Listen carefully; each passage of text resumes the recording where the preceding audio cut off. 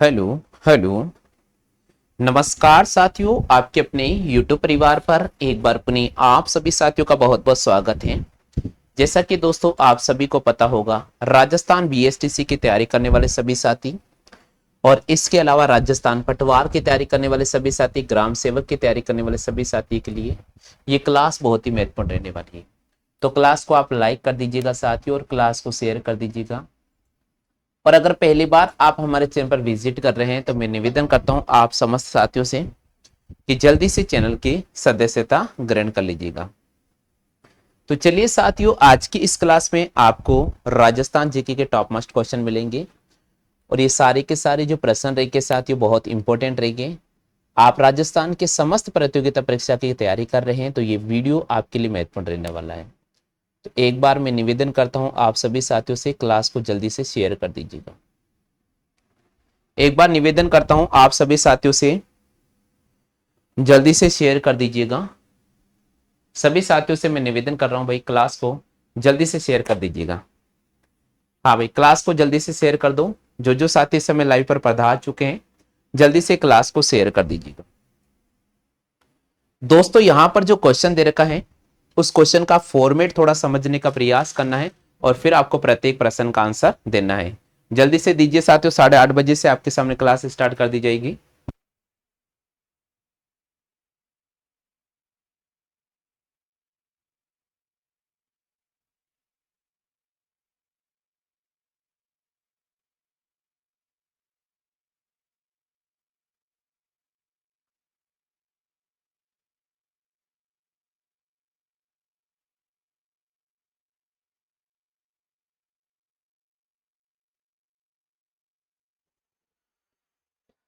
चलिए भैया, आज की सीरीज का पहला क्वेश्चन आप सभी साथियों के सामने स्क्रीन पे नजर आ रहा है और उम्मीद तो करता हूं कि सभी साथियों ने इस क्वेश्चन का बिल्कुल सही जवाब दिया होगा।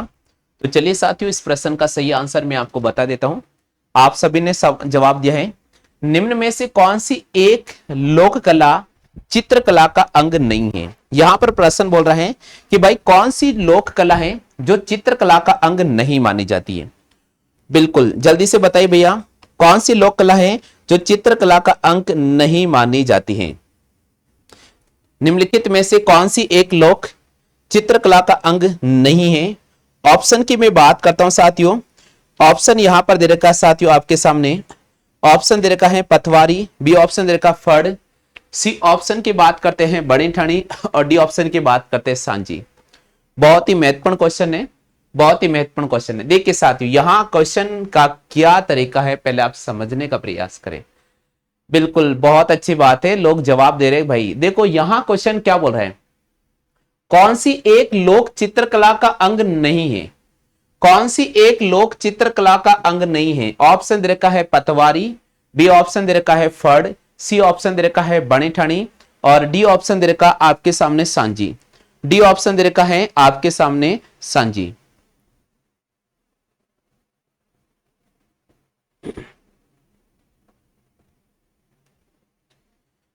बिल्कुल, तो यहां पर हमें राइट करना होगा साथियों पथवारी को। यहां पर हमें राइट करना होगा साथियों पथवारी को। किसको राइट करना होगा साथियों, पथवारी को। बिल्कुल यहां पर आपके सामने ए ऑप्शन होगा, पथवारी इस प्रश्न का बिल्कुल सही जवाब होगा। पथवारी इस प्रश्न का बिल्कुल सही जवाब होगा। चलते साथियों प्रश्न संख्या 2 की बात करते हैं। सलेमाबाद में निम्बार्क संप्रदाय की पीठ है। सलेमाबाद में निम्बार्क संप्रदाय की प्रमुख पीठ है। जल्दी से जवाब दो साथियों। ऑप्शन दे रखा आपके सामने। क्वेश्चन है कि सलेमाबाद में निम्बार्क संप्रदाय की पीठ है और इसके संस्थापक कौन है। यहां पर क्वेश्चन बोल रहे हैं पीठ है जिसकी स्थापना किसने की। ऑप्शन यहां पर है, सॉरी आगे है, जिसकी स्थापना किसने की। जिसकी स्थापना किसने की। जिसकी स्थापना किसने की। बिल्कुल सलेमाबाद के अंदर निम्बार्क संप्रदाय की एक प्रमुख पीठ है। आपसे पूछ रहा है इसकी स्थापना किसने की है। बिल्कुल जल्दी से जवाब करें भाई, जल्दी से जवाब करें। प्रश्न संख्या 2 का आंसर क्या होगा। सलेमाबाद में निम्बार्क संप्रदाय की पीठ है और इसकी स्थापना निम्नलिखित में से किसने की है। इसकी स्थापना निम्नलिखित में से किसने की है? बिल्कुल यहां पर जवाब देने की कोशिश की है, बहुत अच्छी बात है भाई। भाई सभी साथियों से मैं निवेदन कर रहा हूं कि जल्दी से आप जवाब दे तो ज्यादा बेटर रहेगा भैया, जल्दी से जवाब दे भाई, थोड़ा शेयर कर दो भाई क्लास को।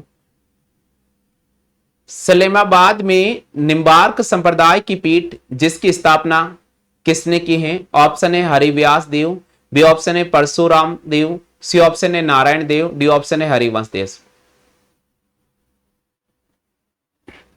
चलिए भैया, बिल्कुल यहां पर सही जवाब दिए हैं, बिल्कुल यहां पर सही जवाब दिया है। सलेमाबाद में निम्बार्क संप्रदाय की पीठ है और जिसकी स्थापना किसने की है? उसकी स्थापना की है साथियों परशुराम देव ने। किसने किए भाई? यहां पर आपको राइट करना होगा परशुराम देव ने, बी ऑप्शन को यहां पर राइट करना होगा। सलेमाबाद में निम्बार्क संप्रदाय की एक प्रधान पीठ है और जिसकी स्थापना किसने की है? जिसकी स्थापना परशुराम देव ने की है। यहां पर आपको बी ऑप्शन पे राइट करना होगा साथियों। आप में से कितने साथियों के बी ऑप्शन आ रहा है? आप में से कितने साथियों के बी ऑप्शन आ रहा है? चलते साथियों अगले प्रश्न की बात करते हैं, प्रश्न संख्या 3 की बात करते हैं। तीसरा प्रश्न आपको स्क्रीन पे नजर आ रहा है। तीसरा प्रश्न है निम्नलिखित में से कौन कौन सा स्थल झाक बाबा की प्रतिमा प्राप्त है? यानी क्वेश्चन बोल रहे हैं कि निम्नलिखित में से कौन सा स्थल है जहां से झाक बाबा की प्रतिमा प्राप्त हुई है? निम्नलिखित में से कौन सा स्थल है जहां से झाक बाबा की प्रतिमा प्राप्त हुई है? जल्दी से बताओ भाई, ऐसा कौन सा स्थल है जहां से झाक बाबा की प्रतिमा प्राप्त हुई है?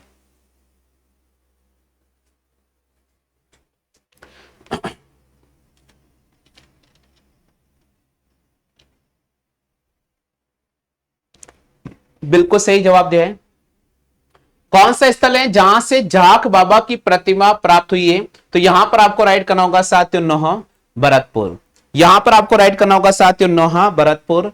यहां से झाक बाबा की प्रतिमा प्राप्त हुई है। बिल्कुल यहां पर सी ऑप्शन पे राइट करना होगा, सी ऑप्शन पे राइट करना होगा। सभी साथियों के आंसर आ चुका है सी।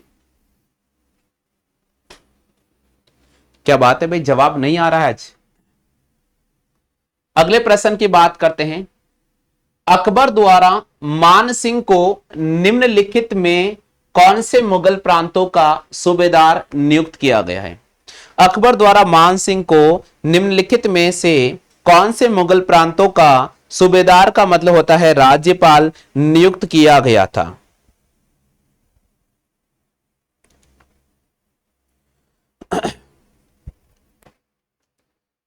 अकबर द्वारा मान सिंह को निम्नलिखित में से कौन से मुगल प्रांतों का सूबेदार यानी राज्यपाल नियुक्त किया गया था?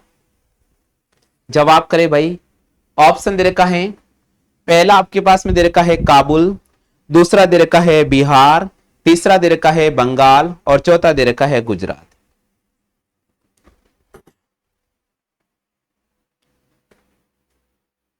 जो भी साथी जवाब दे रहे मैं निवेदन कर रहा हूं भाई क्वेश्चन का नंबर लिखकर टाइप करें।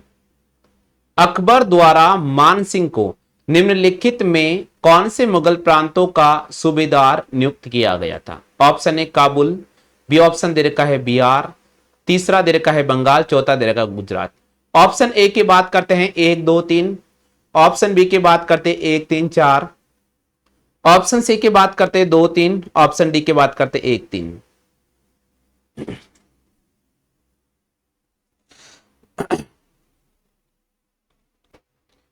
चलिए भैया बहुत अच्छी बात है, बिल्कुल सही जवाब दिया है भैया, बिल्कुल सही जवाब दिया है। प्रश्न संख्या 4 का सही आंसर होगा अकबर द्वारा मान सिंह को निम्नलिखित में से कौन से मुगल प्रांतों का राज्यपाल नियुक्त किया गया था? तो भाई काबुल का, बिहार का और बंगाल का। तो यहां पर हमें राइट करना होगा 1 2 3, यहां पर हमें राइट करना होगा साथियों 1 2 3। चेक कर लो भाई, क्या बात है, इतने कम स्टूडेंट कैसे आ रहे भाई क्लास में?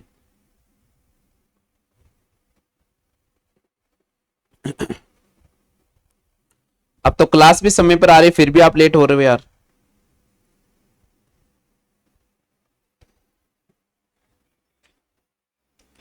चलिए भाई अगले क्वेश्चन की बात करते हैं। प्रश्न संख्या 5 है, वागड़ के परमार राजवंश की राजधानी कहां थी? वागड़ के परमार राजवंश की राजधानी कहां पर थी? ऑप्शन दे रखा है चंद्रावती, बी ऑप्शन दे रखा है अर्थुणा, सी ऑप्शन दे रखा है मालवा, डी ऑप्शन दे रखा है जालोर। वागड़ के परमार राजवंश की राजधानी कौन सी थी? चार ऑप्शन आपके पास में, जवाब करे भाई।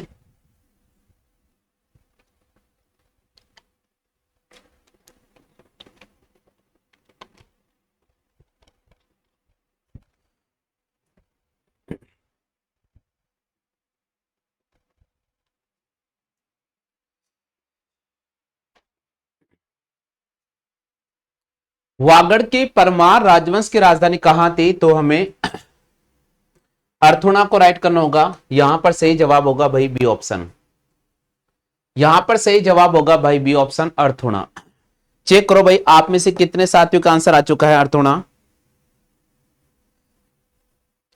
जल्दी से चेक करो भाई आप में से कितने साथियों का आंसर आ चुका है अर्थुणा। चलिए भैया क्लियर हो गया सभी साथियों के।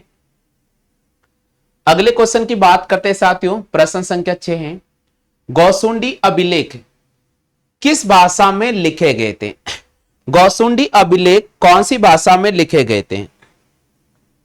ऑप्शन की बात करते हैं साथियों राजस्थानी, बी ऑप्शन की बात करते हैं संस्कृत, सी ऑप्शन की बात करते हैं पाली, डी ऑप्शन की बात करते हैं प्राकृत।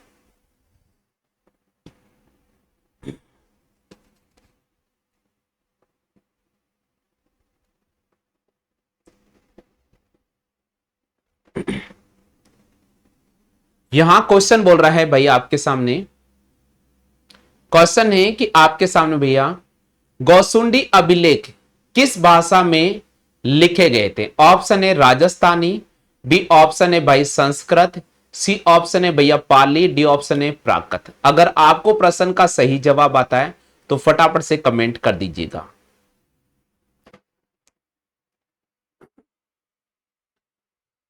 जो भी साथी टाइप कर रहे हैं मैं निवेदन कर रहा हूं क्वेश्चन का नंबर लिखकर टाइप करें तो ज्यादा बेटर रहेगा। गौसुंडी अभिलेख कौन सी भाषा में लिखे गए थे? संस्कृत भाषा में लिखे गए थे। गौसुंडी अभिलेख कौन सी भाषा में लिखे गए थे भाई? संस्कृत भाषा में लिखे गए थे। चेक करो भैया सभी साथियों का आंसर आ चुका है क्या संस्कृत भाषा?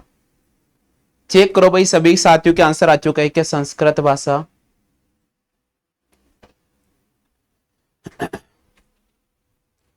चलिए भाई आगे चलते हैं।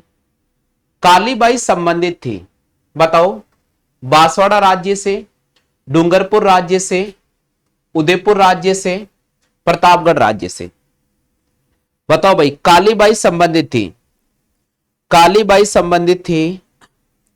ऑप्शन दे रखा है बांसवाड़ा राज्य से, बी ऑप्शन दे रखा है डूंगरपुर राज्य से, सी ऑप्शन दे रखा है उदयपुर राज्य से, और डी ऑप्शन दे रखा भैया आपके सामने प्रतापगढ़ राज्य से।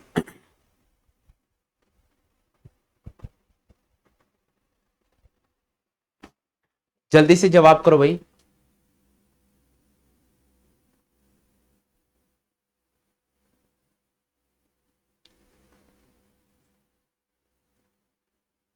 कालीबाई संबंधित थी बांसवाड़ा राज्य से, डूंगरपुर राज्य से, उदयपुर राज्य से या प्रतापगढ़ राज्य से। अगर आपको प्रश्न का आंसर आता है तो फटाफट से कमेंट कर दीजिएगा।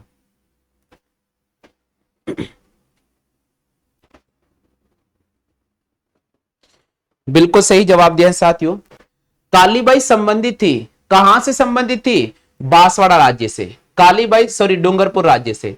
कालीबाई कौन से राज्य संबंधित थी साथियों? डूंगरपुर राज्य से। बिल्कुल हमें यहां पर सातवें का बी ऑप्शन राइट करना होगा, डूंगरपुर राज्य से। कालीबाई संबंधित थी डूंगरपुर से, कालीबाई संबंधित थी डूंगरपुर से। सभी साथियों का आ चुका है आंसर।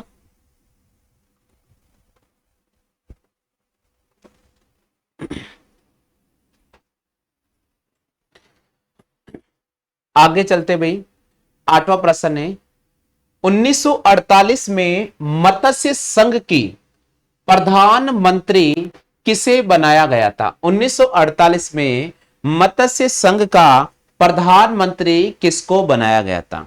1948 में मत्स्य संघ का प्रधानमंत्री किसको बनाया गया था? ऑप्शन ए माणिक्यलाल वर्मा को, बी ऑप्शन ए शोभाराम कुमावत को, सी ऑप्शन ए गोकुललाल असावा को, डी ऑप्शन ए हीरालाल जी शास्त्री को। जवाब करें भाई। बिल्कुल 1948 में मत्स्य संघ का प्रधानमंत्री किसे नियुक्त किया गया था?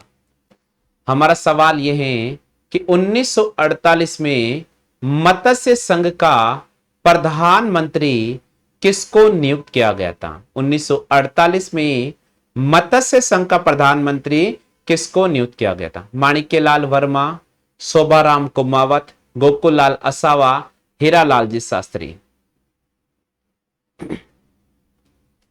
आठवें प्रश्न का सही जवाब होगा 1948 में मत्स्य संघ का जो प्रधानमंत्री बनाया गया था शोभाराम जी कुमावत को बनाया गया था। शोभाराम जी कुमावत यहां पर बिल्कुल सही जवाब होगा। प्रश्न संख्या 9 की बात करते हैं। नीमू चना आंदोलन के समय अलवर का शासक कौन था? नीमू चना आंदोलन के समय अलवर का शासक कौन था? बहुत ही शानदार क्वेश्चन है और उम्मीद करूंगा मेरे लाडले बिल्कुल सही जवाब देंगे। नीमू चना आंदोलन के समय अलवर का शासक कौन था? आप में से जिन भी साथियों को क्वेश्चन का आंसर आ रहा है फटाफट से रिस्पॉन्स कर दीजिएगा।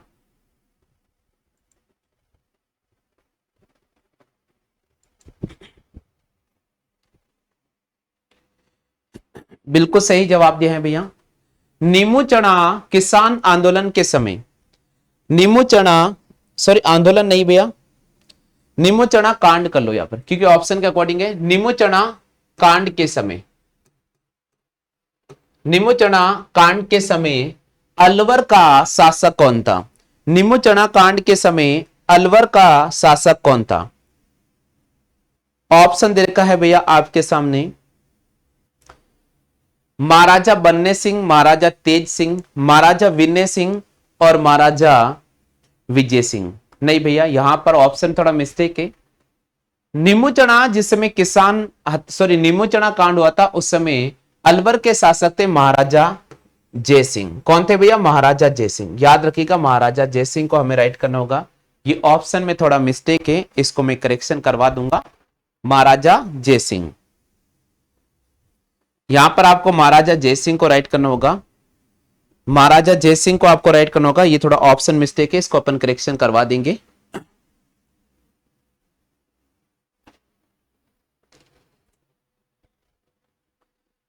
दसवां प्रश्न है, राजस्थान की कौन सी देशी रियासत ने ब्रिटिश सरकार के साथ सबसे अंत में प्रत्यर्पण संधि की थी? राजस्थान की कौन सी देशी रियासत थी जिसने ब्रिटिश सरकार के साथ में सबसे बाद में प्रत्यर्पण संधि की थी? ऑप्शन दे रखा है सिरोही, कोटा, जैसलमेर, भरतपुर।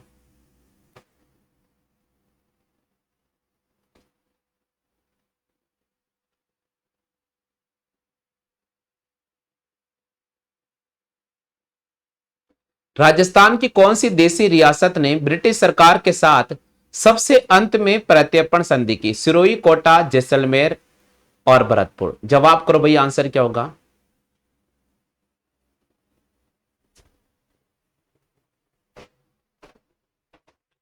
बिल्कुल यहां पर सही जवाब दिया है। अगर बात करते साथियों यहां क्वेश्चन क्या कह रहा है, क्वेश्चन को पढ़े। राजस्थान की कौन सी देशी रियासत थी जिसने ब्रिटिश सरकार के साथ सबसे अंत में प्रत्यर्पण संधि की थी? वो थी साथियों जैसलमेर रियासत। जैसलमेर रियासत को यहां पर राइट करना होगा, ना कि सिरोही रियासत को। जैसलमेर रियासत इस क्वेश्चन का बिल्कुल सही जवाब होगा। जैसलमेर रियासत इस क्वेश्चन का बिल्कुल सही जवाब होगा।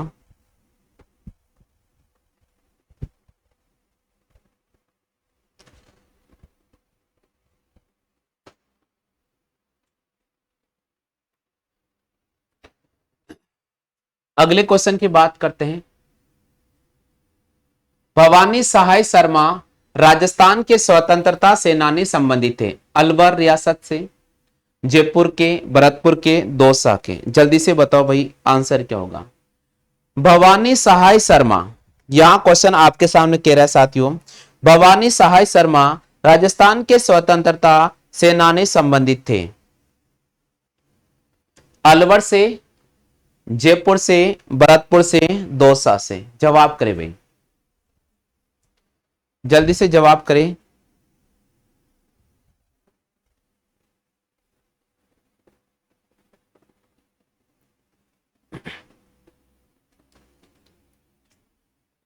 चलिए साथियों, बहुत इंपॉर्टेंट क्वेश्चन है। क्वेश्चन का लैंग्वेज है कि भवानी सहाय शर्मा राजस्थान के स्वतंत्रता सेनानी संबंधित थे। तो यहां पर आपको राइट करना होगा साथियों अलवर राज्य से। बिल्कुल आपको यहां पर अलवर को राइट करना होगा।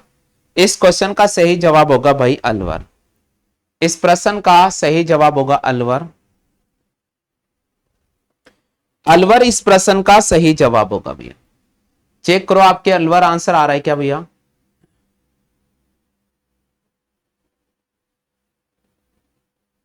भवानी सहाय शर्मा राजस्थान के स्वतंत्रता सेनानी संबंधित थे। अलवर, जयपुर, भरतपुर, दौसा। तो हमें यहां पर अलवर को राइट करना होगा।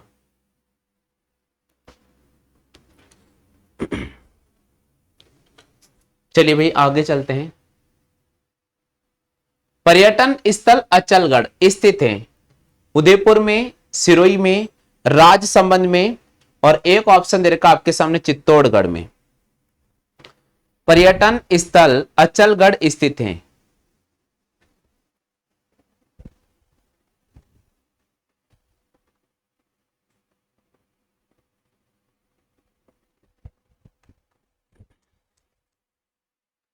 पर्यटन स्थल अचलगढ़ कहां पर स्थित है। आपने नाम सुना होगा साथियों, अचलगढ़ का किला है माउंट आबू। तो यहां पर हमें सिरोही को राइट करना होगा। पर्यटन स्थल अचलगढ़ कहां पर स्थित है भाई मेरे, सिरोही में स्थित है। कहां पर स्थित है, सिरोही में। इतना सिंपल क्वेश्चन है जिसका जवाब आप नहीं दे पा रहे हो, क्या बात है। पर्यटन स्थल अचलगढ़ कहां पर स्थित है भाई मेरे, सिरोही जिले में स्थित है।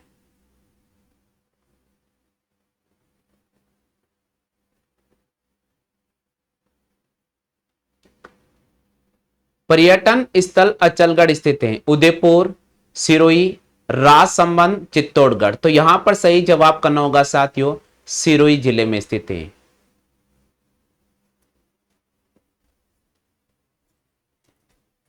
आगे चलते हैं भैया अगले क्वेश्चन की तरफ। उस समुच्चय को चुनी है जिसके सभी शहरों में सवाई जयसिंह द्वारा निर्मित वेधशाला हैं। उस समुच्चय का चुनाव करना है जिसके सभी शहरों में सवाई जयसिंह द्वारा वेधशालाओं का निर्माण किया गया है। ऑप्शन दे रखा है, ऑप्शन दे रखा भैया आपके सामने दिल्ली, जयपुर, उज्जैन, इलाहाबाद और मथुरा। बी ऑप्शन है Mathura, sorry Jaipur, Agra, Delhi, Mathura, Ujjain. C option है जयपुर, बनारस, उज्जैन, मथुरा, दिल्ली। डी ऑप्शन है जयपुर, दिल्ली, अजमेर, बनारस और मथुरा। प्रश्न संख्या 13 का सही जवाब जल्दी से चयन करो भैया।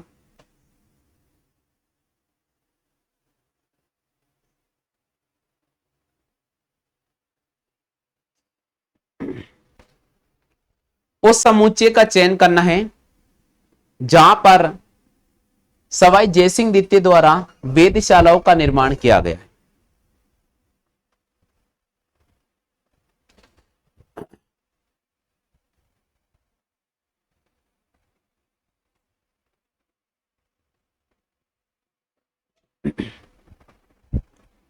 चलिए भैया बिल्कुल सही जवाब दिया है। देखो भाई क्वेश्चन बोल रहा है उस समुच्चय को चयन कीजिए जहां जिसके सभी शहरों में सवाई जयसिंह द्वितीय द्वारा वेधशाला है।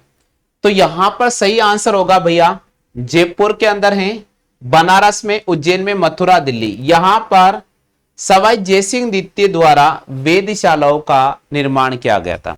यहां पर सवाई जय सिंह द्वितीय द्वारा वेधशालाओं का निर्माण किया गया था। आगे चलते हैं साथियों अगले क्वेश्चन की तरफ। प्रश्न संख्या 14 है, राजस्थान में निम्नलिखित में से कौन सा त्योहार श्रावण मास में नहीं मनाया जाता है? राजस्थान के अंदर निम्नलिखित में से कौन सा ऐसा त्योहार है जो श्रावण मास में नहीं मनाया जाता है? हाँ भाई जल्दी से बताओ, ऐसा कौन सा त्योहार है जो श्रावण के माह में नहीं मनाया जाता है?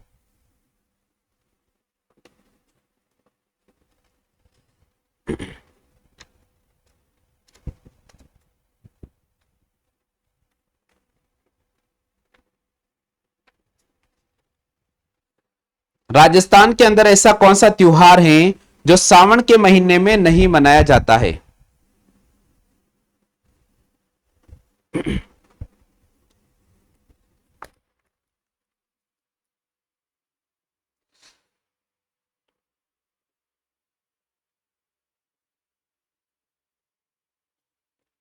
हाँ भाई सभी साथियों से निवेदन करता हूं फटाफट से जवाब करें भाई। सावन के महीने में नहीं बनाया जाता है।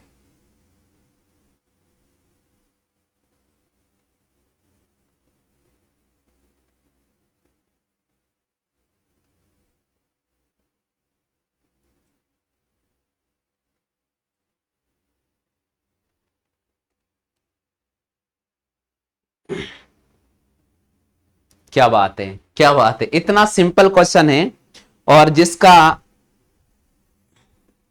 जिसका जवाब देने के लिए भी आप सोच रहे हैं। बिल्कुल आरती जी हमारे YouTube परिवार में जुड़ चुके हैं, आपका बहुत बहुत स्वागत है। गोस्वामी जी आप भी हमारे YouTube परिवार में जुड़ चुके हैं, आपका भी बहुत बहुत स्वागत है। इसके अलावा अंजलि जी हमारे क्लास में जुड़ चुके हैं, आपका बहुत बहुत स्वागत है। लोकेश भैया हमारी क्लास में जुड़ चुके हैं, आपका भी भैया बहुत बहुत स्वागत है। इसके अलावा योगेंद्र भैया क्लास में जुड़ चुके हैं, बहुत बहुत स्वागत है। अंजलि जी हमारी क्लास में जुड़ चुके हैं, बहुत बहुत स्वागत है। इसके अलावा दिलीप भैया हमारी क्लास में जुड़ चुके हैं, आपका बहुत बहुत स्वागत है। रेखा जी हमारी क्लास में जुड़ चुके हैं, आपका भी बहुत बहुत स्वागत है।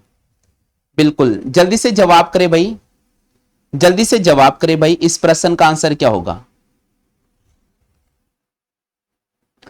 क्वेश्चन यहां पर दे रखा है।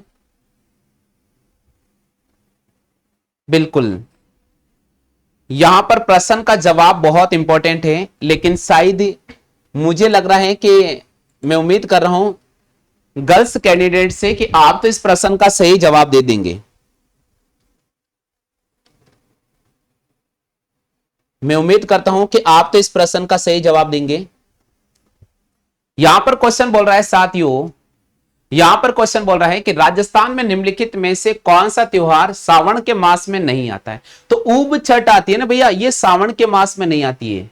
ऊब छठ आती है, सावन के मास में नहीं आती है, ये भादवारे महीना में आती है। कब आती है भाई? भादवारे महीना में आती है। तो बिल्कुल यहां पर आपको ए ऑप्शन को राइट करना होगा साथियों, ए ऑप्शन को राइट करना होगा साथियों। ऊब छठ पूरे भारत के अंदर भादवारे के महीने में कृष्ण षष्ठी को मनाया जाता है। कब मनाया जाता है साथियों? भादवारे महीना में कृष्ण षष्ठी को मनाया जाता है। ठीक है, ध्यान रखना है। बाकी बड़ी तीज सावन में आती है, रक्षाबंधन सावन में आती है, नाग पंचमी सावन में आती है। आगे चलते हैं साथियों, प्रश्न संख्या 15 की बात करते हैं। वंश भास्कर के रचयिता कौन है? वंश भास्कर के रचयिता कौन है?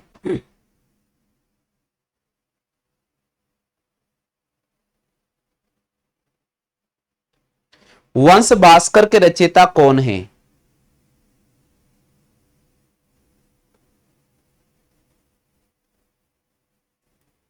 बिल्कुल सभी साथियों का सही जवाब। वंश भास्कर के रचयिता कौन है? सभी साथियों का सही जवाब है।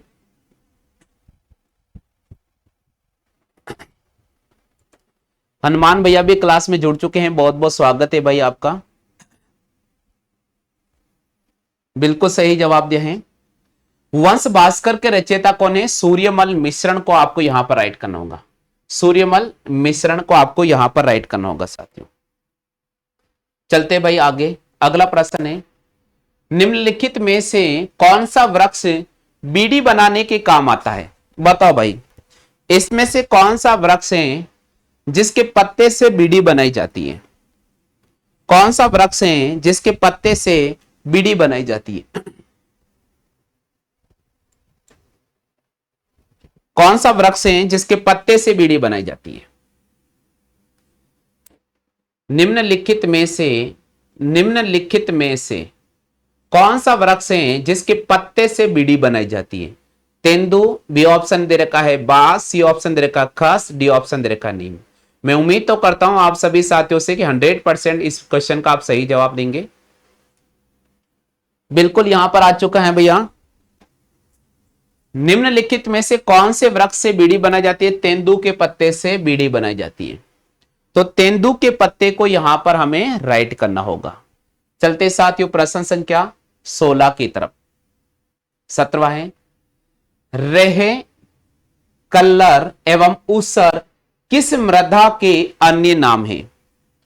रेहे, कल्लर एवं ऊसर किस मृदा के अन्य नाम हैं? ऑप्शन दे रखा है लवणीय मृदा, बी ऑप्शन दे रखा है काली मृदा, सी ऑप्शन दे रखा है लाल मृदा, डी ऑप्शन दे रखा है जलोढ़ मृदा। आपसे पूछ रहा रेहे, कल्लर एवं ऊसर किस मृदा के उपनाम हैं?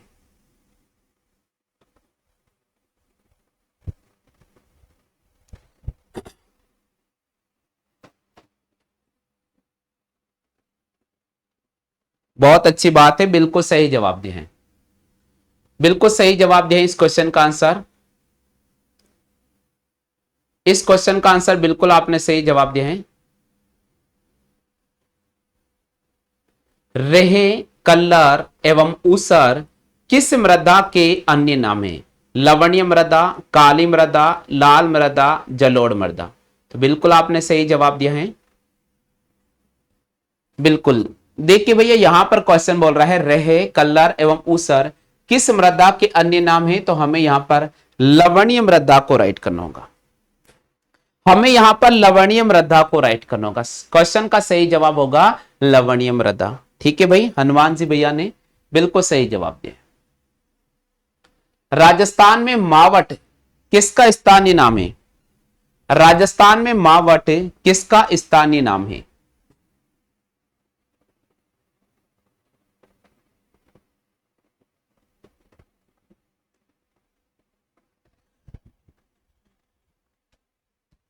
जल्दी से जवाब करें, मावट किसका स्थानीय नाम है?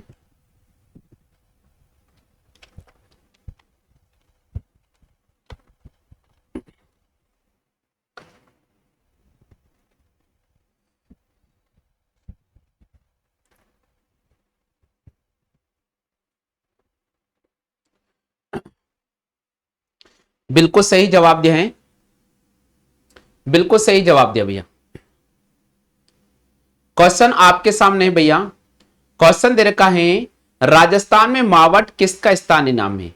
पर्वतीय वनस्पति का, मरुस्थलीय मृदा का, शीतकालीन बरसात का, स्थानांतरित कृषि का। तो बिल्कुल आप सभी साथियों ने सही जवाब दिया है इसका। सभी साथियों ने बिल्कुल सही जवाब दिया है। मावट का मतलब होता है कि भाई सर्दी के अंदर जो बरसात होती है राजस्थान में, सर्दी के अंदर जो बरसात होती है साथियों राजस्थान में, लौटते हुए मानसून, जो सर्दी के अंदर बरसात होती है, शीतकालीन बरसात होती है, उससे हम मावट कहते हैं। उसे हम क्या कहते हैं भाई मेरे? मावट कहते हैं। तो शीतकाल में जो बरसात होती है उसे हम क्या कहते हैं भाई मेरे? उसे हम मावट कहते हैं। क्या कहते हैं? मावट कहते हैं। यानी लौटते हुए मानसून, और लौटते हुए मानसून का 10% राजस्थान के उत्तरी भाग में इसका बरसात का असर देखने को पड़ता है। तो ये मावट का मतलब ये है। इससे चने की खेती और जौ की खेती जो ग्रामीण के अंदर किसान बो देते हैं, जिनके कुएं में पानी नहीं होता है वो भी बो देता है। वो एक उम्मीद करके बोता है कि नवंबर दिसंबर में बरसात हो जावे कार्तिक के बाद, और नवंबर दिसंबर में कार्तिक महीने के बाद जो बरसात हो जाएगी वो मावट कहलाएगी, और भाई उससे चने पक जाएंगे, जो भी हो जाएगा। चलो भाई अगला क्वेश्चन है, राजस्थान मुख्यमंत्री सड़क योजना कौन से वर्ष प्रारंभ की गई थी? राजस्थान मुख्यमंत्री सड़क योजना कौन से वर्ष प्रारंभ की गई थी? 2002, 2005, 2007, 2010?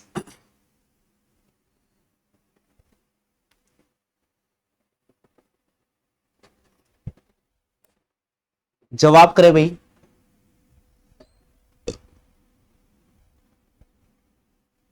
जवाब करें फटाफट से।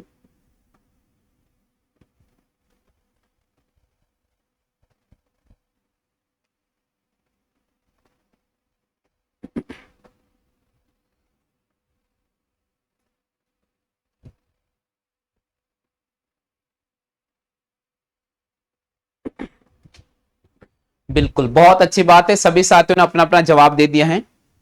अब देखना होगा कि वो तो किसके सही जवाब होगा। राजस्थान मुख्यमंत्री सड़क योजना कौन से वर्ष लागू की गई थी?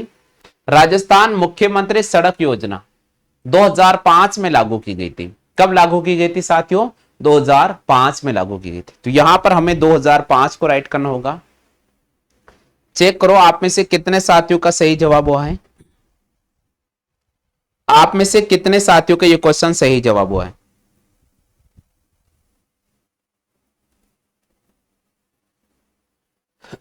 जल्दी से चेक करो भाई, आप में से कितने साथियों का सही जवाब हुआ है।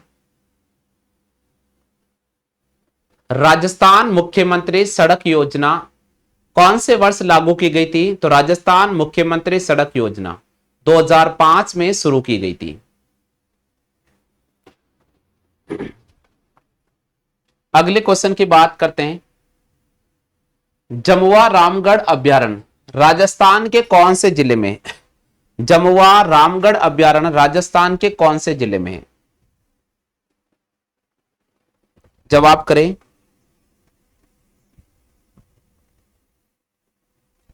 जमुआ रामगढ़ अभ्यारण्य राजस्थान के कौन से जिले में स्थित है?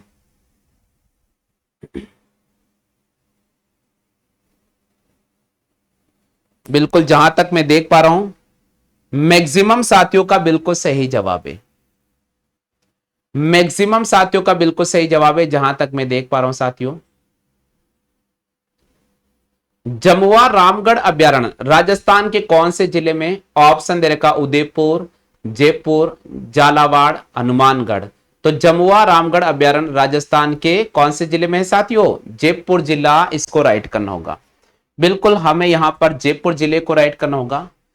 जमुआ रामगढ़ अभ्यारण्य राजस्थान के जयपुर जिले में स्थित है। सही जवाब दिया है। बिल्कुल शांति से क्लास चल रही है, इसी प्रकार से क्लास को शांति से लेते रहिएगा। थोड़ा सपोर्ट करते रहे, क्लास को शेयर भी करते रहे, ठीक है भैया, थोड़ा क्लास को शेयर भी करते रहे। चलो भाई आगे चलते हैं, प्रश्न संख्या 21 की बात करते हैं। राजस्थान के प्रथम जैविक उद्यान का नाम क्या है? राजस्थान के प्रथम जैविक उद्यान का नाम क्या है? राजस्थान के प्रथम जैविक उद्यान का नाम क्या है?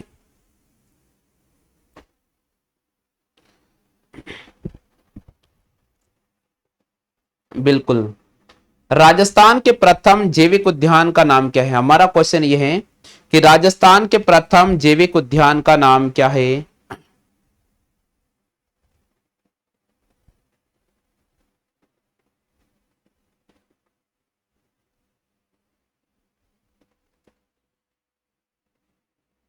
बिल्कुल सही जवाब दिया है। राजस्थान के प्रथम जैविक उद्यान का जो नाम है वो है साथियों नाहरगढ़, जयपुर। राजस्थान के प्रथम जैविक उद्यान का नाम क्या है? तो राजस्थान के प्रथम जैविक उद्यान का नाम है नाहरगढ़। सही जवाब दिया है। बिल्कुल भाई, मैक्सिमम साथियों का सही जवाब आ गया है। मैक्सिमम साथियों का सही जवाब है। राजस्थान के प्रथम जैविक उद्यान का नाम क्या है? ऑप्शन दे रखा है नाहरगढ़, शेरगढ़, आकल और वन विहार। तो हमें नाहरगढ़ को राइट करना होगा।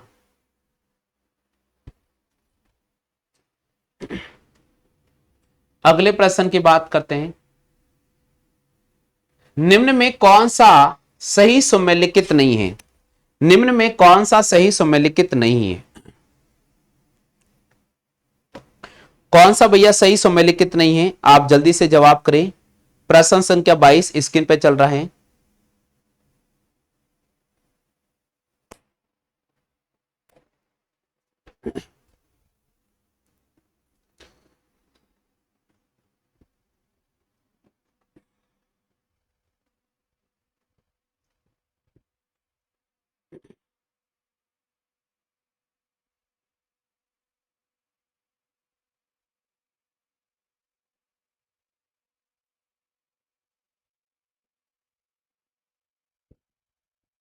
बिल्कुल सही जवाब दिया भाई। आपको पता है सभी साथियों को कि भाई तांबे का जो उत्पादन होता है वो खेतड़ी से होता है। लोहा अयस्क मोरिजा बानोल खान से निकलता है। सीसा और जस्ता जावर में है। लेकिन भाई टंगस्टन, टंगस्टन तो डेगाना नागौर के अंदर है।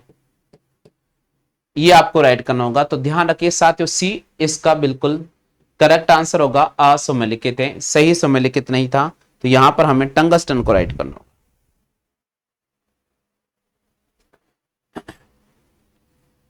प्रश्न संख्या 23 है, राजस्थान की 20वीं पशु जनगणना कब हुई थी? राजस्थान की 20वीं पशु जनगणना कब हुई थी? राजस्थान की 20वीं पशु जनगणना कब हुई थी साथियों? जवाब करें भाई।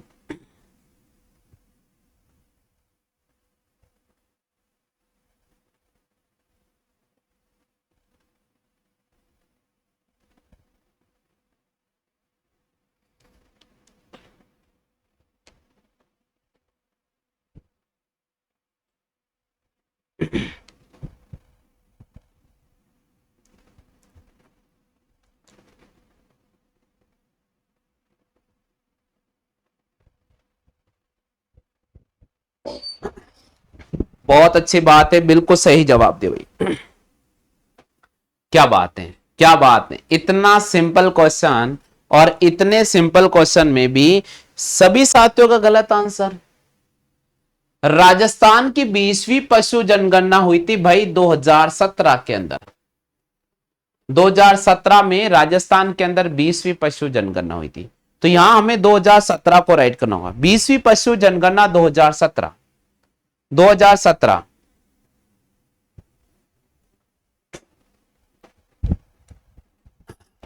19-20 में तो सवाल ही नहीं है, लॉकडाउन लगा हुआ था भाई।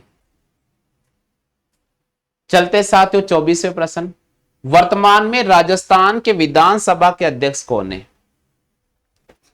वर्तमान में राजस्थान के विधानसभा के अध्यक्ष कौन है?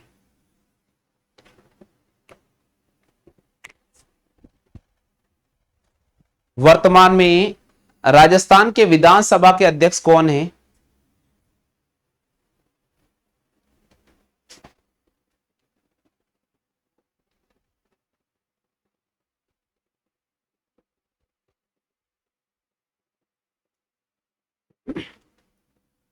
बहुत ही शानदार क्वेश्चन है।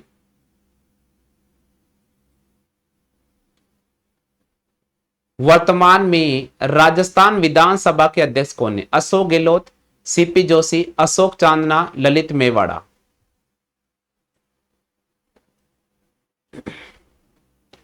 बिल्कुल सही जवाब दिया भाई। वर्तमान में राजस्थान विधानसभा के जो अध्यक्ष है वो है सीपी जोशी जी। सीपी जोशी जी को यहां पर हमें राइट करना होगा साथियों। वर्तमान में राजस्थान के विधानसभा के जो अध्यक्ष हैं वो है साथियों सीपी जोशी, तो यहां पर हमें सीपी जोशी को राइट करना होगा।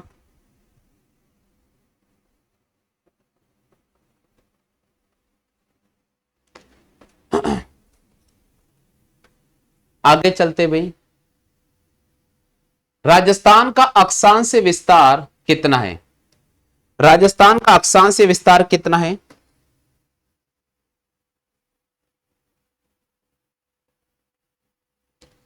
जवाब करो भैया, राजस्थान का अक्षांश विस्तार कितना है?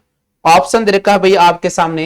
23 डिग्री 3 मिनट दक्षिण से 30 डिग्री 12 मिनट दक्षिण तक, 23 डिग्री 3 मिनट उत्तरी अक्षांश से 30 डिग्री 12 मिनट उत्तरी अक्षांश तक, 23 डिग्री 3 मिनट उत्तर से 30 डिग्री 12 मिनट दक्षिण तक।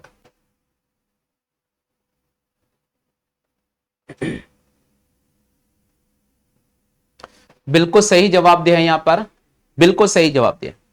राजस्थान का अक्षांश विस्तार कितना है? तो राजस्थान का जो अक्षांश विस्तार है वो है साथ, तो 23 डिग्री 3 मिनट उत्तरी अक्षांश से, 23 डिग्री 3 मिनट उत्तरी अक्षांश से, बिल्कुल सही जवाब दिया है।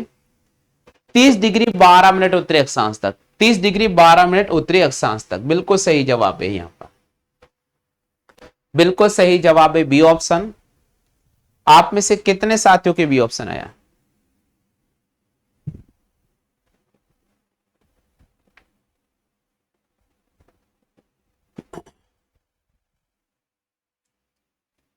अगले क्वेश्चन की बात करते हैं। निम्नलिखित में से कौन सी फसल राजस्थान के आर्द्र दक्षिणी मैदानी कृषि जलवायु खंड के लिए उपयुक्त नहीं है?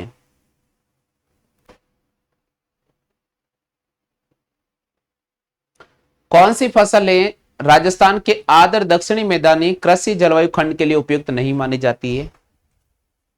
गेहूं, दालें, चावल, जीरा, जवाब करें।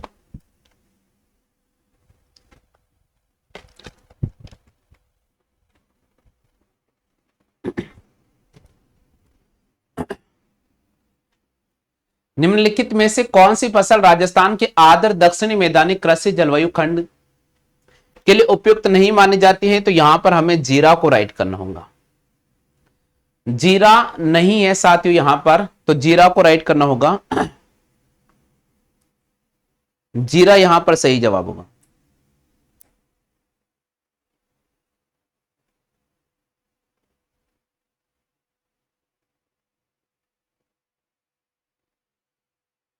चलो भाई आगे चलते हैं। निम्नलिखित में से कौन सी लिफ्ट नहर इंदिरा गांधी नहर पर बनाई गई पहली लिफ्ट नहर थी? जल्दी से बताओ भाई, कौन सी लिफ्ट नहर इंदिरा गांधी नहर पर बनाई गई पहली लिफ्ट नहर थी? ऑप्शन दे रखा आपके सामने पोखरण, बी ऑप्शन दे रखा फल्लोदी, सी ऑप्शन दे रखा कंवर सेन, डी ऑप्शन दे रखा है गजनेर।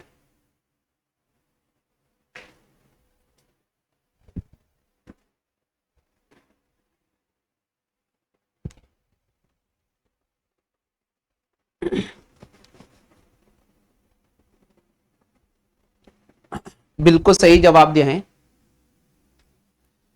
निम्नलिखित में से कौन सी लिफ्ट नहर इंदिरा गांधी नहर पर बनाई गई पहली लिफ्ट नहर थी? तो कंवर सेन लिफ्ट नहर परियोजना, सी इस क्वेश्चन का बिल्कुल सही जवाब होगा। सी इस क्वेश्चन का बिल्कुल सही जवाब होगा। चेक करो भाई, आप सभी के सी आंसर आ चुका है क्या? चलते भाई प्रश्न संख्या 28 की तरफ। निम्नलिखित में से कौन सा मरुस्थलीकरण का कारण नहीं है? निम्नलिखित में से कौन सा मरुस्थलीकरण का कारण नहीं है?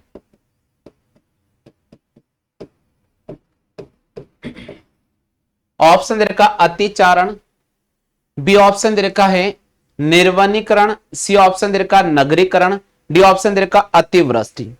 यहां पूछा भाई मरुस्थलीकरण का कारण नहीं है,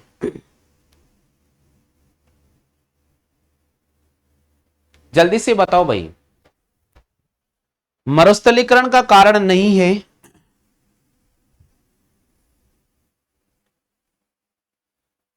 बिल्कुल यहां पर हमें राइट करना होगा अतिवृष्टि को। अतिवृष्टि मरुस्थलीकरण का कारण नहीं होती है। बिल्कुल यहां पर सी ऑप्शन डी ऑप्शन पर राइट करना होगा। निम्नलिखित में से कौन सा युग्म जिले में एक भी नदी प्रवाहित नहीं है? यह पूछ रहा भाई कौन सा ऐसा युग्म है जिस जिले के अंदर कोई भी नदी प्रवाहित नहीं होती है? ऑप्शन दे रखा आपके सामने बीकानेर चूरू, बी ऑप्शन है बीकानेर हनुमानगढ़, चूरू नागौर, जैसलमेर बाड़मेर।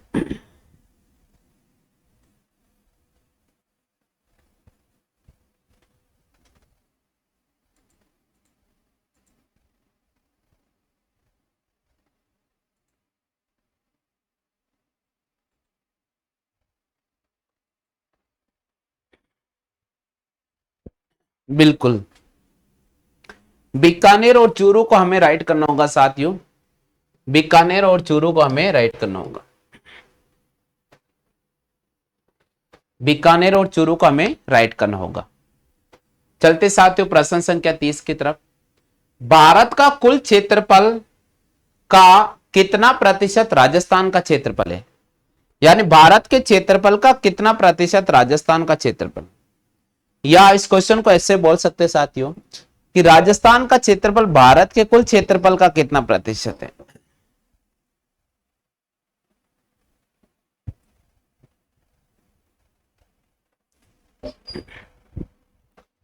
राजस्थान का क्षेत्रफल भारत के कुल क्षेत्रफल का कितना प्रतिशत है?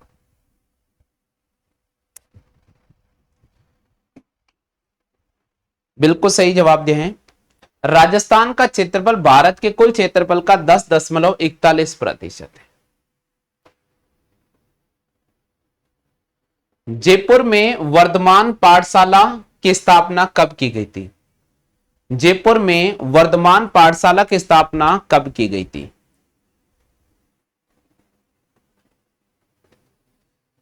जयपुर में वर्धमान पाठशाला की स्थापना कब की गई थी?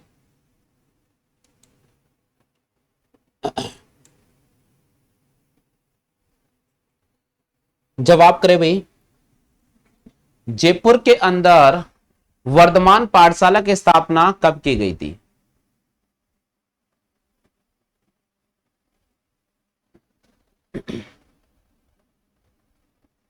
चलिए साथियों, जयपुर के अंदर वर्धमान पाठशाला की स्थापना की गई थी 1905 में। जयपुर के अंदर वर्धमान पाठशाला की स्थापना कब की गई थी? 1905 में। 1905 यहां पर राइट करना होगा साथियों, 1905 को यहां पर राइट करना होगा, 1905 को यहां पर राइट करना होगा साथियों। अर्जुन लाल सेठी ने इसकी स्थापना जयपुर में की थी 1905 में। जयपुर के किस ऐतिहासिक इमारत को यूनेस्को ने वर्ल्ड हेरिटेज की सूची में शामिल किया था? जल्दी से बताओ भाई क्या आंसर होगा। जयपुर के किस ऐतिहासिक इमारत को यूनेस्को ने वर्ल्ड हेरिटेज की सूची में शामिल किया था?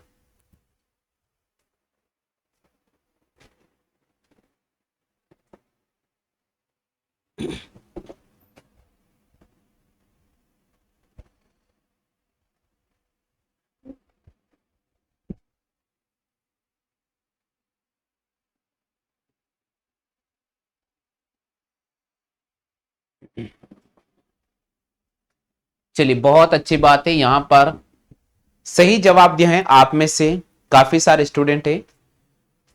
जंतर मंतर को यूनेस्को ने वर्ल्ड हेरिटेज सिटी वो सूची में शामिल किया था, जंतर मंतर को।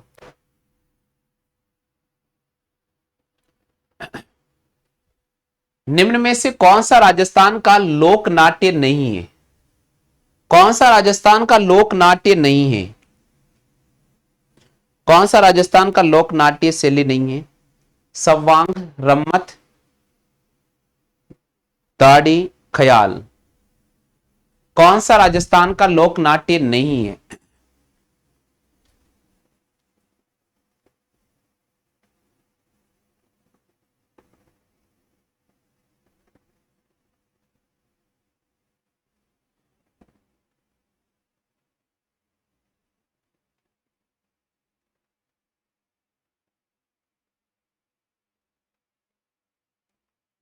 बिल्कुल सही जवाब दिया साथियों। दाढ़ी ये राजस्थान का लोक नाट्य शैली में नहीं आता साथियों, बाकी संवाग आता है, रम्मत आता है, ख्याल आता है। ठीक है भाई, आगे चलते हैं। निम्न में से कौन सा तत्ववादी यंत्र है?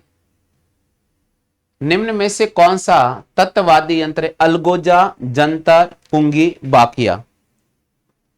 निम्नलिखित में से कौन सा तत्ववादी यंत्र है?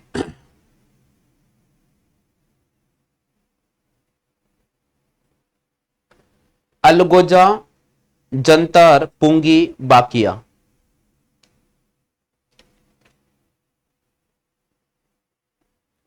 बिल्कुल सही जवाब दिए हैं। जंतर, तत् का मतलब होता है ऐसा वाद्य यंत्र जो तार से बना हो या तार से बजाया जाता हो, तत्वाद्य यंत्र। तो यहां जंतर को राइट करना होगा। अलगोजा को फूक मार के बजाया जाता है, पुंगी को फूक मार के बजाया जाता है, और बाकिया को फूक मार के बजाया जाता है। लेकिन जंतर यहां पर एक प्रकार से तत्ववादी यंत्र। मेवाड़ प्रजामंडल में किस महिला ने महत्वपूर्ण भूमिका निभाई थी? मेवाड़ प्रजामंडल में किस महिला ने महत्वपूर्ण भूमिका निभाई थी?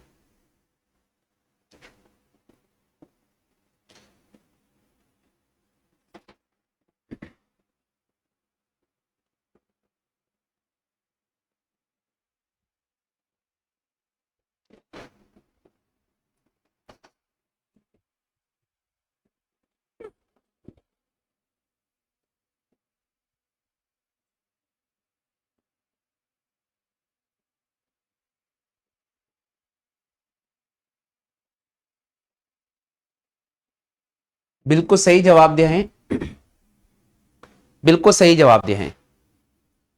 मेवाड़ प्रजामंडल में किस महिला ने महत्वपूर्ण भूमिका निभाई थी? बिल्कुल सही जवाब दिया भैया यहां पर नारायणी देवी ने। बिल्कुल सही जवाब दिया है नारायणी देवी। मेवाड़ प्रजामंडल में किस महिला ने महत्वपूर्ण भूमिका निभाई थी? नारायणी देवी को हमें यहां पर क्लिक करना होगा।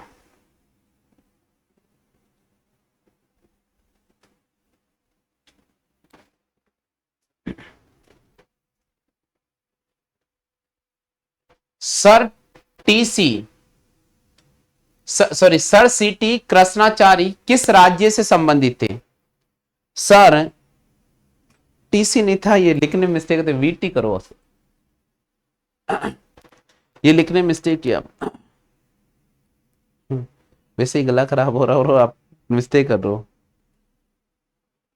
सर वीटी कर दो, हाँ फिर नहीं तो फिर उसमें टेलीग्राम ग्रुप पे जुड़ जाएंगे। सर वीटी, हाँ भाई यहां पर सर वीटी भी है, ठीक है। सर वीटी कृष्णाचारी किस राज्य से संबंधित है? मेवाड़, जोधपुर, जयपुर, जैसलमेर। जवाब करे भाई, मेवाड़, जोधपुर, जयपुर, जैसलमेर। बिल्कुल सही जवाब दिया है जयपुर। बिल्कुल सही जवाब दिया है यहां पर जयपुर। जयपुर इस प्रश्न का बिल्कुल सही जवाब होगा।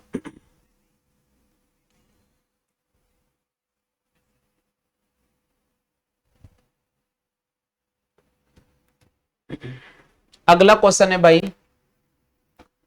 थोड़ा गला खराब हो रहा है इसलिए ध्यान रखना कि मैं एक्सप्लेन नहीं कर पा रहा हूं। 2 दिन से थोड़ी तबीयत नरम हो रही है साथियों, क्योंकि दोस्त के यहां पर गया था और उसने क्या किया था कि शिकंजी पिला दी ठंडी ठंडी, और उस वजह से गला जाम हो गया है। तो अभी आज रेस्ट लेंगे और फिर बाद में कल से आपकी यथावत क्लासें चलेगी।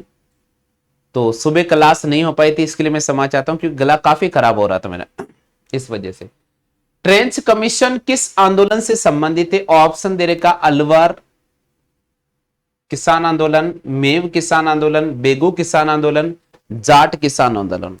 जवाब करे भाई, ट्रेंच कमीशन किस आंदोलन से संबंधित था या है? सही जवाब दिया है, बिल्कुल सही जवाब दिया है।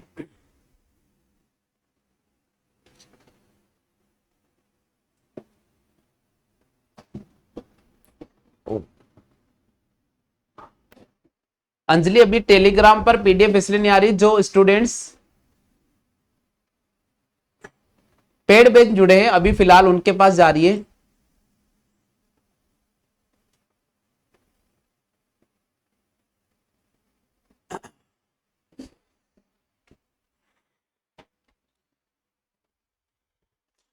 बिल्कुल सही जवाब दिया है यहां पर, बेंगू किसान आंदोलन से संबंधित है। बेंगू किसान आंदोलन संबंधित है भाई ट्रेंच कमीशन। आगे चलते भाई, 38वां, 1857 की क्रांति के समय राजपुताना के एजीजी कौन थे? AGG, AGG, agent to governor general, इसको भी करो चेंज। 1857 की क्रांति के समय राजस्थान के एजीजी कौन थे? एजेंट टू गवर्नर जनरल कौन थे? जल्दी से जवाब दे भाई। बिल्कुल, जॉर्ज लॉरेंस। बिल्कुल यहां पर ए ऑप्शन को राइट करना होगा। बिल्कुल यहां पर हमें ए ऑप्शन पे राइट करना होगा।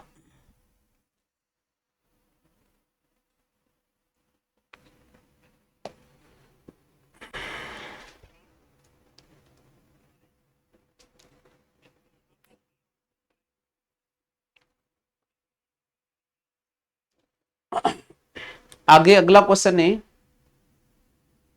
हल्दीघाटी के युद्ध से पूर्व महाराणा प्रताप से समझौता करने के लिए अकबर ने निम्नलिखित में से किसे भेजा था? यह क्वेश्चन कह रहा है कि भाई हल्दीघाटी के युद्ध से पहले महाराणा प्रताप से समझौता करने के लिए अकबर ने निम्नलिखित में से किसको भेजा था? सैयद हाशिम को, अमीर जलाल खान को, शाहबाज खान को, गाजी खान को।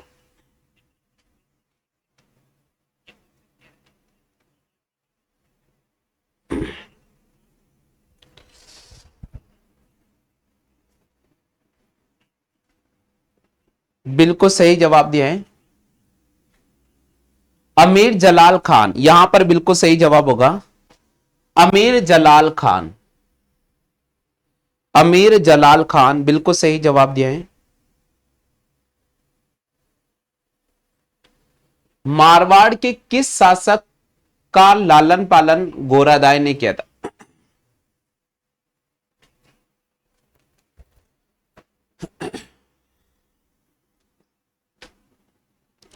मारवाड़ के किस शासक का लालन पालन गोरादाय ने किया था? जल्दी से जवाब करे भाई। मारवाड़ के किस शासक का लालन पालन गोरादाय ने किया था, जिसे मारवाड़ का पन्नाधाय भी कहा जाता है? जिसे मारवाड़ का पन्नाधाय भी कहा जाता है। बिल्कुल यहां पर हमें अजित सिंह को राइट करना होगा। अजित सिंह, अजित सिंह मारवाड़ का जिसे पन्नाधाय भी कहा जाता है।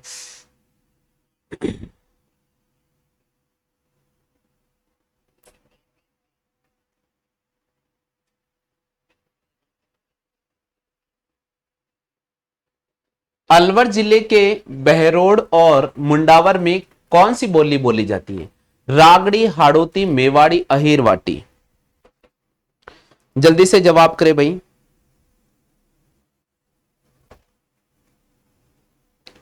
अलवर जिले के बहरोड और मुंडावर में कौन सी बोली बोली जाती है?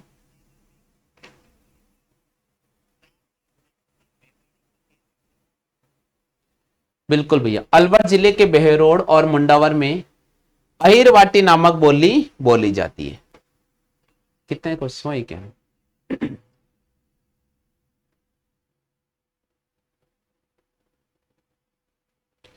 कितने, 100 है या?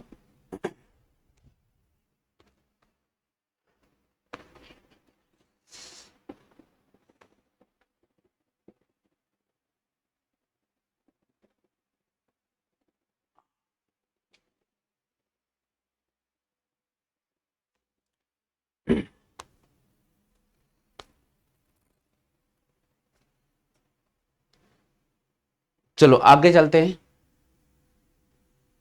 टाइप पूरा नहीं है भैया, ऑप्शन नहीं दिए।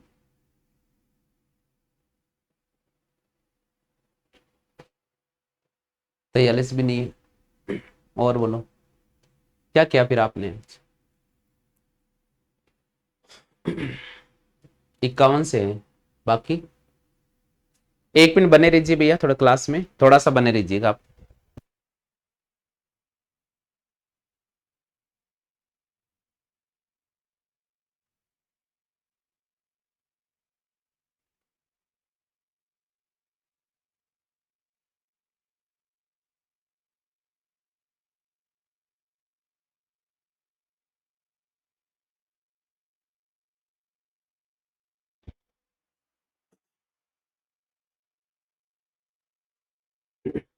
हाँ भाई, अगला क्वेश्चन है आपके पास में, करणी माता का जन्म कहां पर हुआ है? ऑप्शन दे रखा है सुवाप गांव, बी ऑप्शन दे रखा है ढाणी गांव, और सी ऑप्शन दे रखा है आपके पास में कोल्लूमंड गांव, डी ऑप्शन दे रखा है पन्नेर गांव।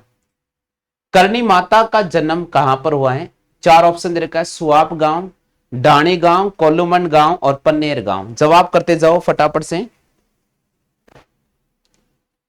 जल्दी से जवाब करते जाइएगा। बिल्कुल, बहुत अच्छी बात है, बिल्कुल सही जवाब दे, बिल्कुल सही जवाब दे हैं।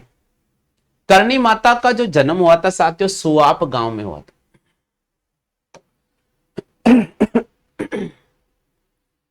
करणी माता का जन्म कहां पर हुआ साथियों? सुवाप गांव में हुआ था। यहां पर आपको ए ऑप्शन को राइट करना होगा। ए ऑप्शन इस क्वेश्चन का बिल्कुल सही जवाब होगा। आप में से कितने साथियों के ए ऑप्शन आया है जरा फटाफट से बता दीजिएगा भाई। आगे चलते भाई, प्रश्न संख्या 52 है, करणी माता को कुलदेवी माना जाता है। करणी माता को कुलदेवी माना जाता है। जवाब करें भाई, करणी माता को निम्नलिखित में से करणी माता को कुलदेवी माना जाता है। जवाब करें फटाफट से।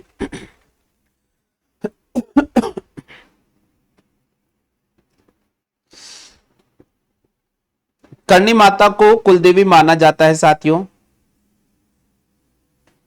ऑप्शन दे रखा है साथियों ओस वालों की, बी ऑप्शन दे रखा है जाटों की, सी ऑप्शन दे रखा है चारणों राठौड़ की, डी ऑप्शन दे रखा है मेर मीणाओं की। बिल्कुल सही जवाब दिया है। करणी माता को चारणों और राठौड़ों की कुलदेवी माना जाता है। करणी माता को चारणों और राठौड़ों की कुलदेवी माना जाता है। तो बिल्कुल यहां पर सभी साथियों का सही जवाब है, सभी साथियों का सही जवाब है भाई।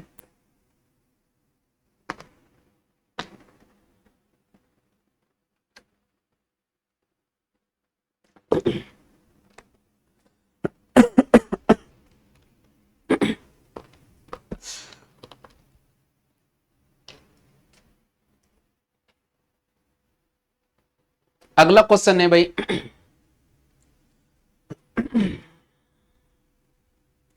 करणी माता का प्रसिद्ध मंदिर है देशनोक मांडल परबतसर रेवासा। जल्दी से जवाब करे भाई। हाँ भाई, जल्दी से जवाब करे, करणी माता का प्रसिद्ध मंदिर कहां पर है? ऑप्शन दे रखा देशनोक मांडल परबतसर रेवासा।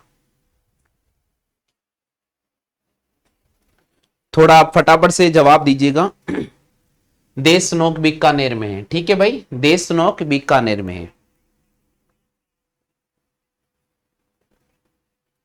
निम्न में से किसकी नींव करणी माता के आशीर्वाद से रखी गई थी?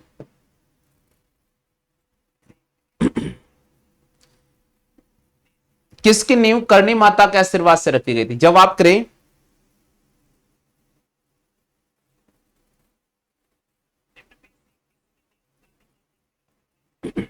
थोड़े क्वेश्चन करा देता हूं, ये सीट में कितने सर 80 है, 80-90 क्वेश्चन है, ज्यादा नहीं, ये करवा देता हूं, ठीक है भैया। रीजनिंग क्लास अपन कल ही लेंगे।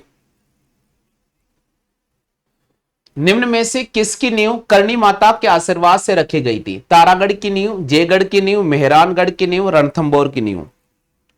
बिल्कुल सही जवाब दिया है यहां पर मेहरानगढ़ की नींव। सी इस प्रश्न का बिल्कुल सही जवाब होगा। आगे चलते भाई, जीण माता का मंदिर है नागौर में, सीकर में, पाली में, जयपुर में। जीण माता का मंदिर है नागौर, सीकर, पाली और अजमेर। जवाब दो भाई। सबको पता होगा भाई जीण माता का मंदिर कहां है। जीण माता का जो मंदिर है सीकर में है। कहां पर है भाई? सीकर में, सीकर के रेवासा में जीण माता का मंदिर।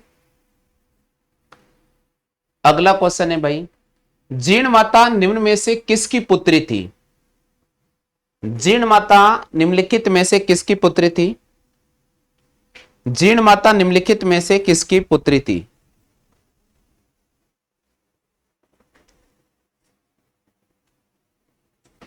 बिल्कुल सही जवाब दिया है। जीण माता निम्नलिखित में से किसकी पुत्री थी? तो धनराय की पुत्री थी। बिल्कुल यहां पर सही जवाब दिया है साथियों, धनराय की पुत्री और हर्ष की बहन। धनराय की पुत्री और हर्ष की बहन थी जीण माता, ठीक है भाई। तो बी ऑप्शन इस क्वेश्चन का बिल्कुल सही जवाब होगा। बी ऑप्शन इस प्रश्न का बिल्कुल सही जवाब होगा।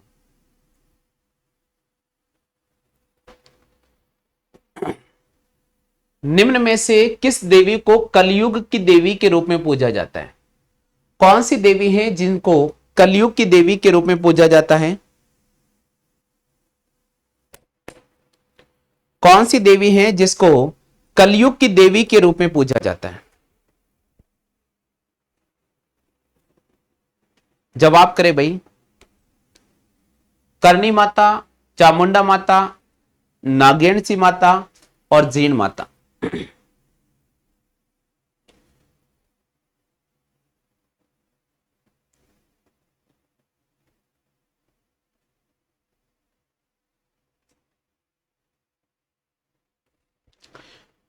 बिल्कुल, जीन माता को कलयुग की देवी के रूप में पूजा जाता है।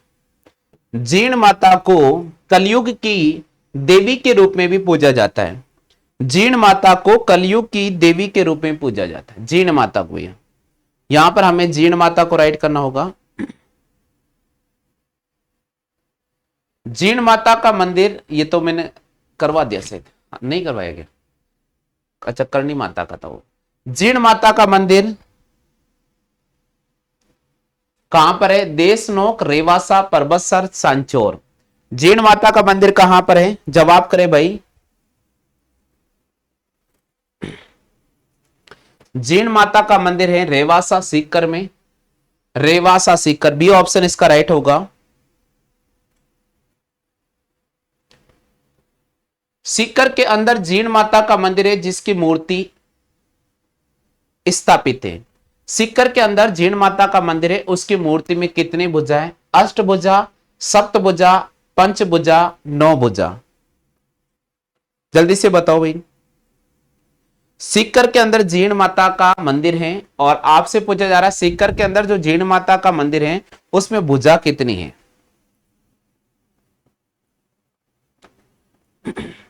ऑप्शन दे रखा है अष्टभुजा, सप्तभुजा, पंचभुजा, नौ भुजा। देखो भाई, सीकर में जो जीन माता का मंदिर है उसकी जो भुजा है, प्रतिमा है, अष्टभुजा प्रतिमा है। अष्टभुजा प्रतिमा है। यहां पर ए ऑप्शन को आपको राइट करना होगा, अष्टभुजा प्रतिमा। अगला क्वेश्चन है भाई, जीन माता के कितना प्याले का शराब चढ़ाया जाता है? जीन माता के मंदिर में कितने प्याले का शराब चढ़ाया जाता है? ऑप्शन है 3 प्याला, बी ऑप्शन है 1.5 प्याला,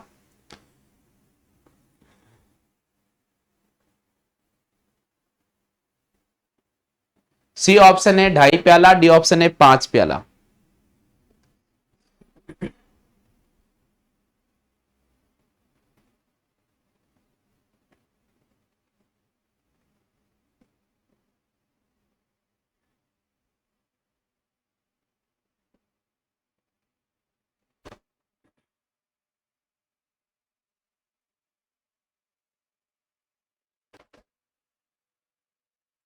एक मिनट में चेक कर लेता हूं।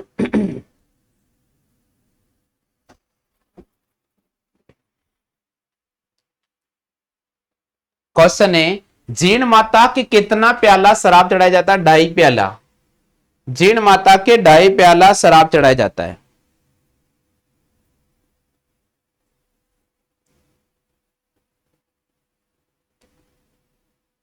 जीन माता के मंदिर का निर्माण निम्नलिखित में से किसने करवाया है?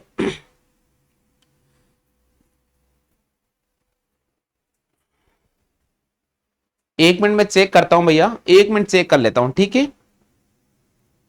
बने रहिए, मैं चेक कर लेता हूं अभी नेटवर्क को।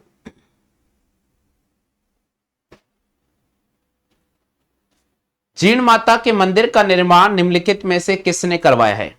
जीन माता के मंदिर का निर्माण निम्नलिखित में से किसने करवाया है?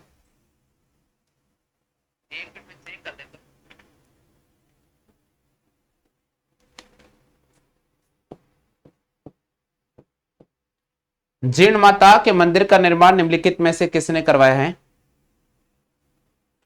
बिल्कुल, पृथ्वीराज चौहान प्रथम के शासनकाल में राजा हट्टर द्वारा जीन माता के मंदिर का निर्माण करवाया था। पृथ्वीराज चौहान प्रथम के शासनकाल में राजा हट्टर द्वारा जीन माता के मंदिर का निर्माण करवाया गया था। अगला क्वेश्चन है, केला देवी का मुख्य मंदिर कहां पर है? करौली, पाली, अजमेर, सीकर।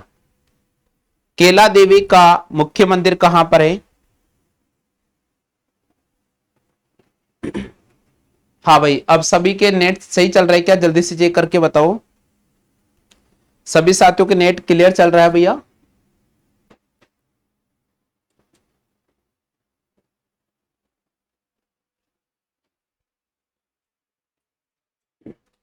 केला देवी का मुख्य मंदिर है करौली में।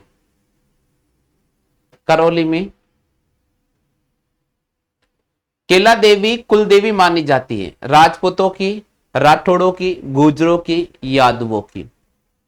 केला देवी कुल देवी मानी जाती हैं।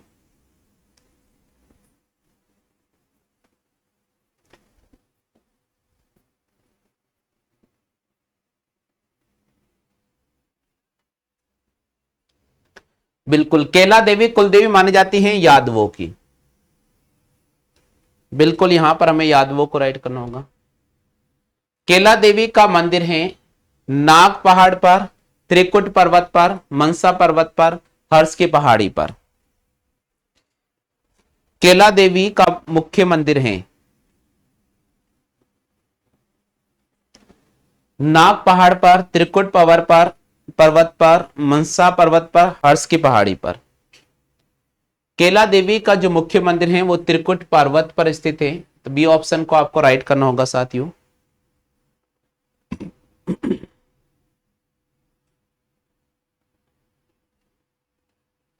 किस देवी की आराधना में भक्तों द्वारा लांगुरिया गीत गाया जाता है? किस देवी की आराधना में भक्तों द्वारा लांगुरिया गीत गाया जाता है? किस देवी की आराधना में भक्तों द्वारा लांगुरिया गीत गाया जाता है? बिल्कुल, हमें केला देवी को राइट करना होगा साथियों।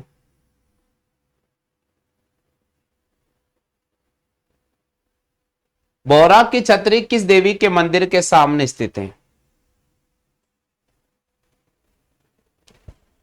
बोरा की छतरी किस देवी के मंदिर के सामने स्थित है?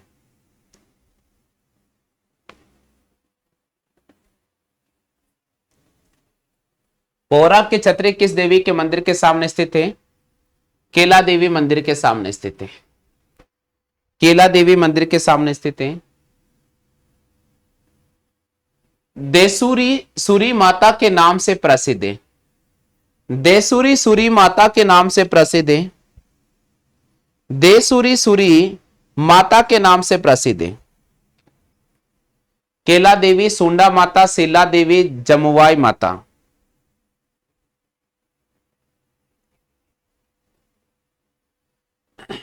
देसूरी सूरी माता के नाम से प्रसिद्ध है अन्नपूर्णा देवी या सीला देवी।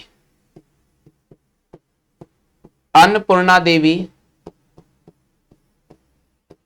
या सीला देवी को देसूरी सूरी माता के नाम से जाना जाता है।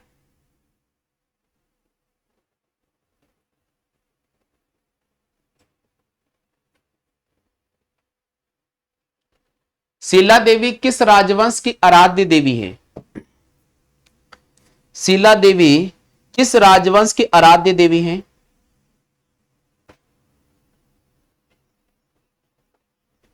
कछवा राजवंश, यादव वंश की, माली वंश की, गुर्जर वंश की। सीला देवी किस राजवंश की आराध्य देवी है?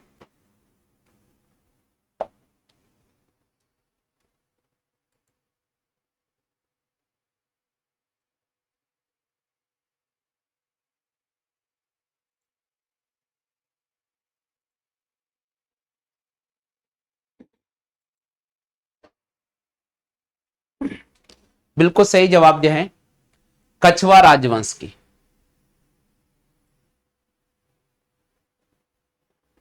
शीला देवी की प्रतिमा बंगाल से कौन लाया था? सवाई जयसिंह प्रथम, मान सिंह प्रथम, मान सिंह या मान सिंह द्वितीय।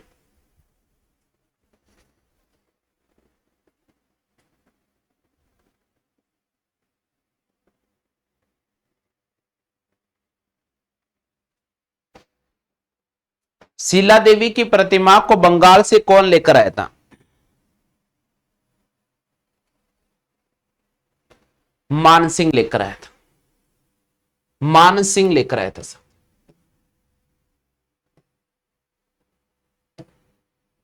बानसिंह। सैंडल माता का मुख्य मंदिर है। सैंडल माता का मुख्य मंदिर है जयपुर, दौसा, टोंक, पाली।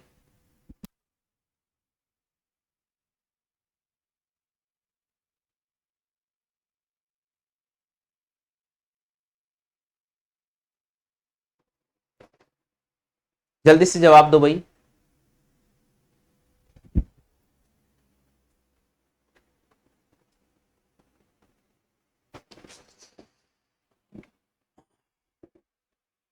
हाँ, जल्दी से जवाब दो। सैंडल माता का मंदिर है।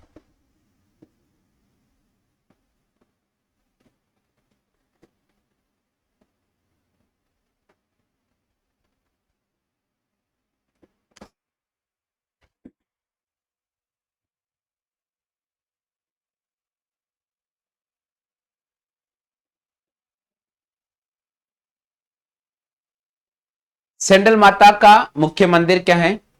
हाँ, मानसिंह प्रथम होगा या मानसिंह होगा या मानसिंह द्वितीय होगा? मेरे हिसाब से मानसिंह होगा, और फिर से भी अगर डाउट होगा तो मैं एक बार फिर और चेक कर लूंगा साथियों। ठीक है, डाउट होगा तो मैं चेक कर लूंगा। डाउट होगा तो मैं एक बार चेक कर लूंगा। मुझे भी लग रहा है कि मानसिंह प्रथम होना चाहिए, लेकिन एक बार अब लग गया मेरे से तो देख लो, मैं चेक कर लूंगा भैया। फिर भी मुझे थोड़ा डाउट लग रहा था इसलिए। सैंडल माता का मंदिर है जयपुर में। सैंडल माता का मतलब होता है शीतला देवी। शीतला देवी का मंदिर जयपुर में ना, चाकसू के अंदर। चलो भाई आगे बढ़ जाते। शीतला माता का मुख्य वाहन कौन सा है? शीतला माता का मुख्य वाहन कौन सा है? जवाब करें।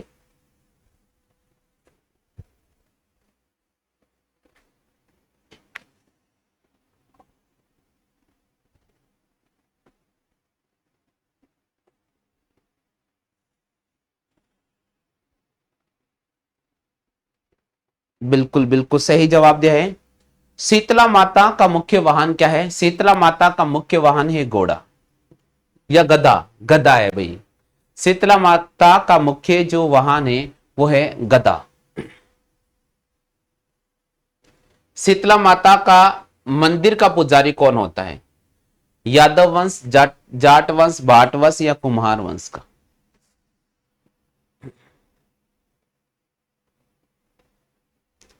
जल्दी से जवाब करो। सही जवाब दिया है। कितने क्वेश्चन है इसमें? शीतला माता का मंदिर का पुजारी कौन होता है? पुजारी होता है साथियों कुम्हार। शीतला माता के मंदिर में पुजारी कौन होता है? कुम्हार होता है भैया। कौन होता है? कुम्हार होता है। शीतला माता का मंदिर चाकसू का निर्माण निम्नलिखित में से किसने करवाया था? शीतला माता का जो मंदिर है चाकसू में, इसका निर्माण किसने करवाया था? सम्राट जय सिंह ने, सम्राट मान सिंह प्रथम ने, सम्राट जोधा सिंह ने, सम्राट माधो सिंह ने?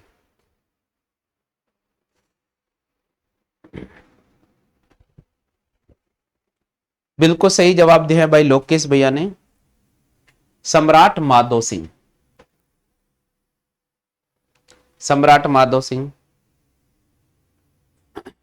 शीतला माता का मंदिर है जयपुर, अजमेर, बीकानेर, गंगानगर। शीतला माता का मंदिर है जयपुर, अजमेर, बीकानेर, गंगानगर।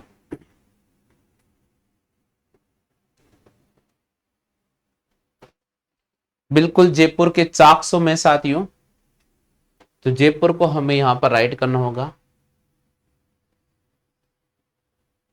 आईजी माता का मंदिर है जयपुर, सीकर, बाड़मेर, जोधपुर में। आईजी माता का मंदिर स्थित है। आईजी माता का मंदिर स्थित है।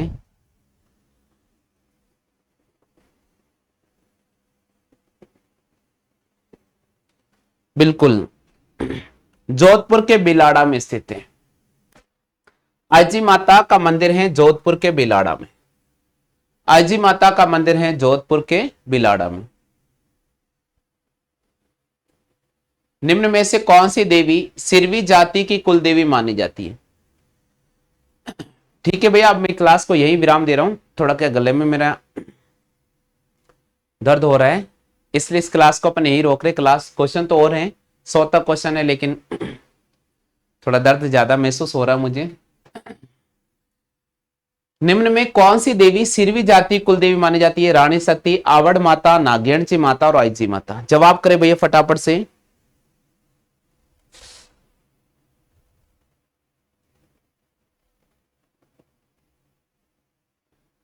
बिल्कुल, सिरवी जाति की कुल देवी मानी जाती है आईजी माता। ठीक है, इस क्लास को अपन यही विराम दे रहे हैं। कल रेगुलर आगे क्वेश्चन रखेंगे साथियों। क्षमा चाहता हूं, क्लास को अपन यही विराम दे रहा हूं क्योंकि थोड़ा गले के अंदर पेन हो रहा है साथियों, इस वजह से क्लास को मैं रोक रहा हूं। आज रीजनिंग क्लास नहीं होगी, अभी बाकी क्लास मेरी अभी नहीं होगी। कल से शायद अगर गला ठीक हो गया तो मॉर्निंग क्लास होगी, नहीं तो इवनिंग से कल से क्लास से आपकी यथावत समय में चलेगी। ठीक है भैया, तब तक के लिए साथियों जय हिंद, वंदे मातरम।